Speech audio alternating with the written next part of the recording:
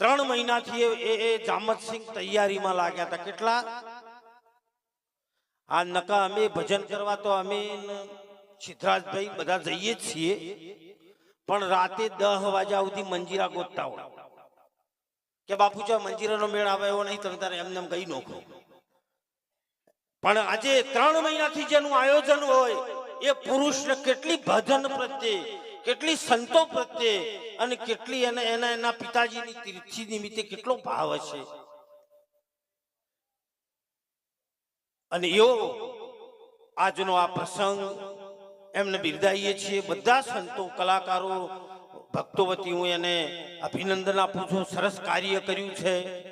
બીજું આમંત્રિત સંતોમાં અમારે કાણુદરથી રામદાસ, એમને એક તાળી વગાડો બધા.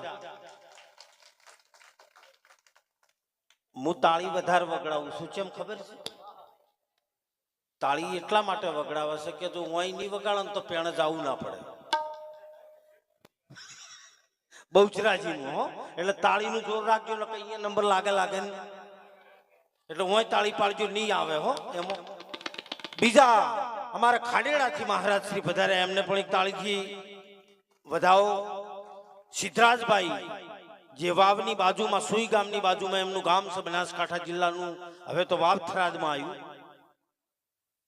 સરસ, એ પણ સાહિત્યના આડાપીડ ભજની કલાકાર છે અને આજે આપણા ગામમાં સલેમપુરા ગામમાં પધાર્યા છે. તો એમને અને એમની ટીમને એક જોરદાર તાળીથી વધાવો. તાળીઓ આ જોરમાં પડે છે. હવે મને ભાળીને પડતી હોય કે કોઈ બીજા કારણથી પડતી હોય, પણ તાળીઓ સારી પડે છે એટલે પ્રોગ્રામ જોમવાનો એ નક્કી છે તમારે. એમની બાજુ